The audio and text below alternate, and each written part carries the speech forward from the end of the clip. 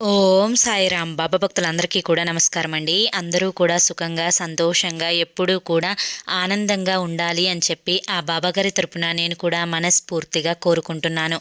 ఈరోజు బాబాగారు అందించే సందేశం ఏంటి అంటే కనుక, తల్లి, కోరిన వ్యక్తి కోసం ఈ అదృష్టం అస్సలు వదలొద్దమ్మా. వెంటనే నా బంగారు పాదాలను తాకి చూడు. 24 గంటలలోనే శుభవార్త అనేది నిన్ను వెతుక్కుంటూ వస్తుందమ్మా అని చెప్పి ఏదో ఒక తెలియని సందేశాన్ని ఈరోజు బాబాగారు మనకి అందించాలి అనుకుంటున్నారండి. మరి సందేశం వినే ముందు ఎవరికైతే బాబాగారు అంటే నమ్మకం ఉంటుందో వారందరూ కూడా ఈ వీడియోకి ఒక చిన్న లైక్ ఇచ్చి వీడియోని వినడం అయితే స్టార్ట్ చేయండి. కింద కామెంట్ సెక్షన్లో ఓం సాయిరామ్ అని చెప్పి టైప్ చేయడం మాత్రం అస్సలు మర్చిపోవద్దు. ఇక చాలామంది కూడా గురువుగారి గురించి అడుగుతున్నారండి. శ్రీ షిరిడి సాయిబాబా ఆశీస్సులతో జ్యోతిష్యం చెప్పబడును. గురూజీ శివరామరాజు గారు. Phone number 9959422552. మీరు ఇప్పటి వరకు ఎన్నో చోట్ల జ్యోతిష్యం అనేది చెప్పించుకొని విసిగిపోయి ఉంటారు. మీరు కోరిన మార్పులు అనేవి మీ జీవితాలలో జరిగి ఉండకపోవచ్చు. మీ సమస్యలు ఏవైనా కానీ ఆ సమస్యలు తీర్చుకొని ఆనందంగా జీవించాలి అని చెప్పి ప్రతి మనిషికి ఉంటుంది. ఉదాహరణకి మీ సమస్యలు ప్రేమ, పెళ్లి, ఉద్యోగం, రాజకీయం, సంతానం లేక ఇబ్బంది పడుతున్న, భార్యాభర్తల మధ్య గొడవలున్నా, అప్పుల సమస్యలున్నా, శత్రు సమస్యలున్నా, ఇలా ఎటువంటి సమస్యలకైనా కానీ ఆ సమస్య ఏంటో తెలుసుకొని ఆ సమస్యకు తగిన పూజలు చేసి గురువుగారు వెంటనే పరిష్కారాన్ని చూపిస్తారు. గురువుగారు చెప్పింది చెప్పినట్లు 100కి 1000% జరుగుతుంది. నమ్మకంతో కాంటాక్ట్ అవ్వండి. మీకున్న సమస్యల నుంచి బయటపడి ఆనందంగా జీవితంలో సంతోషంగా ముందడుగు వేయండి. ఇక బాబాగారి యొక్క సందేశం విషయానికి వస్తే కనుక, తల్లి, ఈ అదృష్టాన్ని వదులుకోవద్దమ్మా. నా బంగారు పాదాలను తాకి చూడు. కోరిన వ్యక్తి కోసం 24 గంటల్లోనే శుభవార్త అనేది వెతుక్కుంటూ వస్తుందమ్మా అని చెప్పి బాబాగారు మనకి తెలియచేస్తున్నారు. అంటే ఖచ్చితంగా ఈ సందేశంలో ఏదో మనకి, మన జీవితానికి ఉపయోగపడే ఆంతర్యం ఉంది అని చెప్పి మనమందరం కూడా గమనించి తీరాలి. ఎందుకంటే బాబాగారు అందించే ఏ సందేశమైనా కానీ అందులో ఒక గొప్ప ఆంతర్యంతో పాటుగా మన జీవితాన్ని ముందుకు నడిపించే ఒక గొప్ప సందేశం కూడా ఉంటుంది అని చెప్పి మనందరికీ కూడా తెలిసిన విషయమే. బిడ్డ, ఇప్పటి వరకు కూడా నీ జీవితంలో ఎన్నో కష్టాలు, సమస్యలు, ఎన్నో ఒడిదుడుకులు అనేవి వస్తూ ఉన్నాయి. కానీ నీకు పెళ్ళైన దగ్గర నుంచి, అంటే నీ జీవితంలో ఒక బంధం అనేది ఏర్పడిన దగ్గర నుంచి కొంతకాలం సక్రమంగా నీ జీవితం ముందుకు వెళ్ళినా కానీ ఇప్పుడు ఈ మధ్య నీ జీవితంలో కొన్ని కష్టాలనేవి ఎదురవుతూ వస్తున్నాయి. ఆ కష్టాలను చూసి నువ్వు భయపడిపోతూ ఉన్నావు.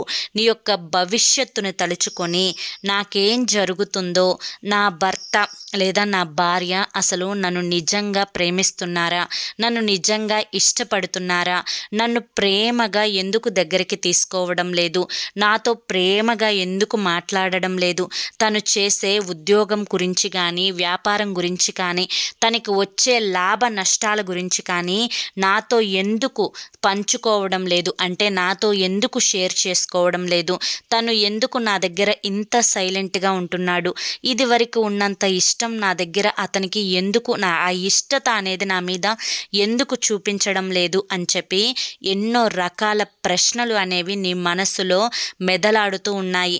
అవి కేవలం ప్రశ్నలే అని చెప్పి నేను అన్నను.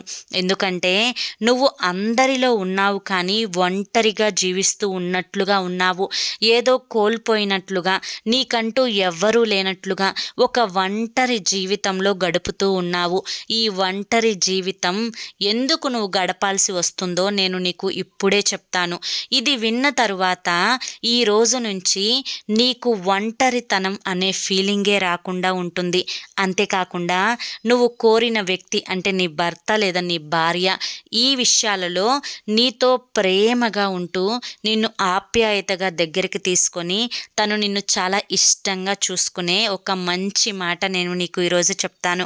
బిడ్డ, నన్ను అడుగుతూ ఉన్నావు కదా, బాధతో నా పాదాల మీద కన్నీటి బొట్టుని కార్చుతూ నీలో ఉన్న బాధనంతా కూడా కూడగట్టుకొని ఆ కన్నీటితో నా పాదాలని కడుగుతూ ఉన్నావు కదా. ఏ తండ్రైనా కానీ తన బిడ్డ ఇంత బాధపడుతుంటే చూడగలడా తల్లి చెప్పు?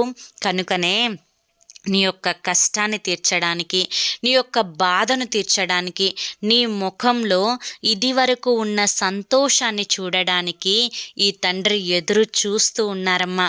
తల్లి, ఈ యొక్క సంతోషం నీ జీవితంలో ఈ రోజు నుంచి శాశ్వతంగా ఉండేలా చూస్తాను. నీ యొక్క భర్త లేదా నీ యొక్క భార్య నీతో ప్రేమగా నడుచుకునేలా చూస్తాను. ఇదంతా కూడా పూర్తిగా నేను నీకు మాట ఇచ్చి చెప్తున్న మాట. తల్లి, దానికంటే ముందు నీకు ఒక చిన్న కథని చెప్తాను. నీ మనసుని సంతోషపెట్టే కథను చెప్తాను. ఇది నీ జీవితానికి దగ్గరైన కథ. జాగ్రత్తగా తెలుసుకో. ఒక ఊర్లో ఒక అతను ఉన్నాడు. అతను ఎప్పుడూ కూడా ఏదో ఒకటి ఆలోచిస్తూ ఉంటాడు. ఏదో కోల్పోయినట్లుగా, సర్వస్వం తన నుంచి దూరమైనట్లుగా ఎప్పుడూ కూడా ఏదో ఆలోచనలతో అతను తన యొక్క జీవితాన్ని గడుపుతూ ఉంటాడు. ఒకరోజు తన జీవితం మీద తనకే విరక్తి వచ్చేసింది. నేనెందుకు ఇంత మానసికంగా బాధపడుతున్నాను? నా మానసిక బాధలన్నీ తీర్చుకోవడానికి ఎలాగైనా కానీ బుద్ధుడిని కలవాలి అని చెప్పి బుద్ధుడి ఆశ్రమానికి వెళ్తాడు. బుద్ధుడి ఆశ్రమానికి వెళ్ళి ఆ బుద్ధుడిని చూసి తన యొక్క బాధనంతా కూడా చెప్తాడు. నా బాధకి కారణం ఏంటో చెప్పమని చెప్పి అడుగుతాడు. నా బాధలు తీరే మార్గాన్ని చూపించమని అడుగుతాడు. అప్పుడు బుద్ధుడు అతన్నే అడుగుతాడు, ఏమనంటే, అసలు నువ్వు బాధపడడానికి కారణం ఏంటి అని చెప్పి. అప్పుడు అతను ఏం చెప్తాడు అంటే, నేను ప్రశ్న అడిగితే మళ్ళీ మీరు నన్ను ప్రశ్నిస్తారేంటి స్వామి అని చెప్పి అడుగుతాడు. అప్పుడు కష్టం నీది కదా, బాధ నీది కదా, మరి దానికి కారణం కూడా నీ దగ్గరే ఉంటుంది కదా, కారణం చెప్తేనే నేను దానికి పరిష్కారాన్ని చెప్తాను అంటాడు బుద్ధుడు. అప్పుడు ఆ కారణం ఏంటో తనకు తెలియదు. ఎందుకంటే అసలు ఆ బాధ ఎందుకు వస్తుందో తనకి అర్థమే కావడం లేదు. ఇక సరేనని చెప్పి బుద్ధుడు అతనికి ఒక చిన్న పరీక్ష పెడతాడనమాట. అదేంటి అంటే, ఈ రోజు నుంచి నువ్వు బాధగా ఉన్న ప్రతిసారి కూడా ఎందుకు బాధపడుతున్నావో ఒక పేపర్ పెన్ను తీసుకొని దాని మీద రాసుకో. నువ్వు సంతోషంగా ఉన్న ప్రతిసారి కూడా ఎందుకు సంతోషిస్తున్నావో అది కూడా నువ్వు పేపర్ మీద రాసుకో అని చెప్పి చెప్తాడనమాట. ఇక అతను అలాగే ఆ యొక్క పేపర్లు రెండు తీసుకొని బాధగా ఉన్నప్పుడు రాస్తాడు, సంతోషంగా ఉన్నప్పుడు రాస్తాడు. ఇక ఆ పేపర్లు రెండు రోజుల తర్వాత బుద్ధుని దగ్గరికి తీసుకొని వస్తాడు. ఆ పేపర్ని చూసి బుద్ధుడు బాధగా ఉన్నప్పుడు అతనికి ఏం జరిగింది, సంతోషంగా ఉన్నప్పుడు అతనికి ఏం జరిగింది అని చెప్పి అతన్నే మళ్ళీ చదవమంటాడు.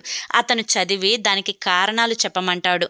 ఆ రెండింటికి కూడా కారణం తన మనసే అని చెప్పి అతనికి అర్థమయ్యేటట్లుగా బుద్ధుడు చెప్తాడు. అంటే ఒక మనిషి బాధపడుతున్నాడు అంటే ఏదో ఆశించి బాధపడుతున్నాడు. అది తన మనసు తప్పు. ఎప్పుడైనా కానీ మనిషి ఈ భూమి మీద చాలా తక్కువ సమయం ఉంటాడు. ఒకరోజు ఆ బుద్ధుడు అతనితో చెప్తాడు, ఒకవేళ నీ యొక్క జీవితపు చివరి రోజు ఇదే అనుకో, ఆ జీవితపు చివరి రోజు నువ్వు ఎవరితో ఎట్లా గడుపుతావో ఒకసారి చెప్పు అని చెప్పి అడుగుతాడు. స్వామి, నా జీవితంలో చివరి రోజు కనుక ఇదే అయితే కనుక నేను నాకు ఇష్టమైన వాళ్ళతో ఆనందంగా ఈ రోజంతా కూడా సంతోషంగా గడుపుతాను. ఈ యొక్క జీవితానికి ఇంకా పూర్తిగా ముగింపు దొరుకుతుంది కాబట్టి ఈ జీవితం అంతా కూడా వారికి గుర్తుండిపోయేలా ఈరోజు నేను సంతోషంగా గడుపుతాను. ఇక రేపటి గురించి నాకు ఎటువంటి ఆలోచన లేదు కాబట్టి వారితో నా ప్రేమనంతా కూడా పంచుకుంటాను అని చెప్పి అతను చెప్తాడు. అప్పుడు దానికి ప్రతి మానవుడు కూడా ఇదే ఆలోచించాలి. ప్రతిరోజు కూడా ఈ భూమి మీద మనం నడుస్తున్నందుకు, ఈ అన్నం తింటున్నందుకు, లేదా ఈ ఫలం తింటున్నందుకు, ఇతనితో మాట్లాడుతున్నందుకు, మనం నవ్వుతున్నందుకు ఈ యొక్క జన్మకి మనం చాలా చాలా రుణపడి ఉన్నాము. దీనంతటికి కూడా ఈరోజు ఈ జీవాన్ని ఇచ్చినందుకు మనం బాబాగారికి ప్రతిరోజు కూడా కృతజ్ఞతలు చెప్పుకోవాలి. అంటే మీకు నచ్చిన దైవం ఎవరైనా కానీ మీ యొక్క దైవానికి ఈరోజు ఈ జన్మకు ఈ రోజునిచ్చినందుకు సంతోషం అని చెప్పి, ఉదయం నిద్ర లేచిన తర్వాత కూడా నేను బ్రతికి ఉన్నందుకు ఆనందపడుతున్నాను అని చెప్పి మనం ప్రతిరోజు కూడా భగవంతుడికి చెప్పుకోవాలి.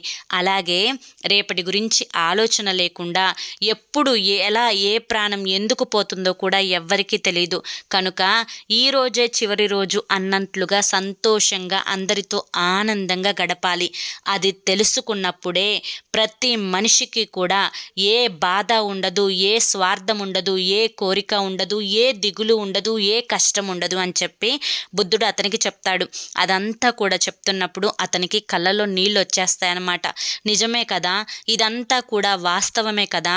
మనం ఈ భూమి మీద మహా అయితే 70 ఏళ్ళు 80 ఏళ్ళు, ఈలోపు ఏదన్నా పెద్ద పెద్ద కష్టాలు వస్తే అంతకంటే ముందే చనిపోతాం కదా. మరి అటువంటప్పుడు ఈ స్వార్థాలు ఎందుకు, ఈ బాధలు ఎందుకు, ఈ కష్టాలు ఎందుకు? ఏది శాశ్వతం? మనలో ఉన్న ఆత్మే మనకి శాశ్వతం కానప్పుడు దేని గురించో మనం ఆలోచించి ఏడవలసినంత అవసరం ఏముంది? ఈరోజు కడుపుకు తింటున్నాం కదా, సంతోషంగా గడిపేద్దాము అని చెప్పి అనుకోవాలి కదా. నేనే ఇన్ని రోజులు కూడా పిచ్చివాడిలా ఆలోచించాను అని చెప్పి తనకి జ్ఞానోదయం అయింది. అంటే తన మనస్సులో ఒక సందేహం అనేది క్లియర్ అయిపోయిందనమాట. అసలు దేని గురించి ఆలోచించకూడదు, దేని గురించి బాధపడకూడదు, ఏది జరిగినా కూడా మన మంచి కోసమే అనుకోవాలి. ఉన్న ఈ క్షణాన్ని, ఉన్న ఈ రోజుని, ఈ గడియను ఆనందంగా గడపాలి అని చెప్పి అతను తెలుసుకొని తన మనసులో ఉన్న ప్రశ్నలన్నింటికీ కూడా పూర్తి సమాధానం ఈ ఒక్క మాటతో అతనికి కలిగింది. అవును కదా తల్లి, ఒప్పుకున్నా ఒప్పుకోకపోయినా పోయే ప్రాణం ఒకరోజు తప్పకుండా పోవాల్సిందే కదా. అటువంటప్పుడు ఈ పోయే ప్రాణం కోసం ఎందుకు ఇంత కష్టాలు, ఇంత నష్టాలు, ఇన్ని బాధలు? ఏదైనా కానీ నీ మనసుతోనే ముడిపడి ఉంటుంది బిడ్డ. ఇప్పుడు నీ బంధంతో నీకు గొడవలు జరుగుతున్నాయి అంటే దానికి కారణం కూడా నీ మనసే కదా తల్లి. కనుక ఆ మనసుకు నువ్వు ఎప్పటికప్పుడు సమాధానం చెప్పుకునే ప్రయత్నం చేయి తల్లి, అంతా కూడా సర్దుకుంటుంది. నిజమే తల్లి, ఎందుకంటే ఇప్పుడున్న కోపాలు, ఆవేశాలు ఇవి ఏవి కూడా మనస్సులో నువ్వు పెట్టుకున్నంత మాత్రాన ప్రతి క్షణం కూడా అవి విషంలాగా మారి అవి నిన్నే మనశ్శాంతి లేకుండా చేస్తాయి, నీకే నిద్ర పట్టకుండా చేస్తాయి, నిన్నే ప్రతి నిమిషం అణువణువు కూడా కృంగ తీసుకుంటూ నిన్ను పూర్తిగా పాతాళానికి తొక్కుతాయి. కనుక నీ మనసుని స్వచ్ఛంగా ఉంచుకోవాలి, నిర్మలంగా ఉంచుకోవాలి, ఆనందంగా ఉంచుకోవాలి. ఏది జరిగినా జరగనివ్వు, అంతా కూడా పాజిటివ్గానే జరుగుతుంది నాకు అని చెప్పి నా మీద నమ్మకాన్ని ఉంచు తల్లి. బిడ్డ, ఈరోజు నువ్వు నా పాదాలను తాకావు కదా, మరి నా పాదాలను తాకి నా బిడ్డ ఏది కోరుకున్నా కానీ అది తనకు నేను ఖచ్చితంగా ఇచ్చి తీరాలి. ఎందుకంటే ఇది నా బాధ్యత కాబట్టి. ఇక నువ్వు కోరుకున్న బంధంలో ఒక గొప్ప మార్పు, 24 గంటలలో ఒక మంచి శుభవార్త అని చెప్పి నేను నీకు ఒక మాట ఇచ్చాను అంటే ఖచ్చితంగా నేను ఆ మాటను నిలబెట్టుకొని తీరాలి కదా తల్లి. నువ్వు దీనికోసం చేయాల్సింది ఏమీ లేదు. రేపు గురువారం కదా, ప్రతి సమస్యకు కూడా ఒక పరిష్కారం ఉంటుంది. అదే పరిహారాల శాస్త్రంలో ఈ యొక్క పరిహారం అనేది నీతో ఈరోజు నేను చెప్పడం జరుగుతుంది. ఒక 3 మిరియాలు లేదా ఒక 9 మిరియాలను తీసుకో. ఆ మిరియాలను రాత్రి నీళ్ళల్లో నానపెట్టిన తరువాత మరుసటి రోజు ఆ మిరియాలను తీసుకొని ఒక సన్నటి సూదికి గుచ్చు. ఈ విధంగా గుచ్చిన తరువాత ఆ మిరియాలను చక్కగా ఒక దారానికి గుచ్చుకో, లేదంటే ఆ సూదికే గుచ్చు పర్వాలేదు. తర్వాత దానిని జాగ్రత్తగా చేతిలో పట్టుకొని చక్కగా స్నానం చేసిన తర్వాత ఇదంతా చేయాలి అని గుర్తుంచుకో.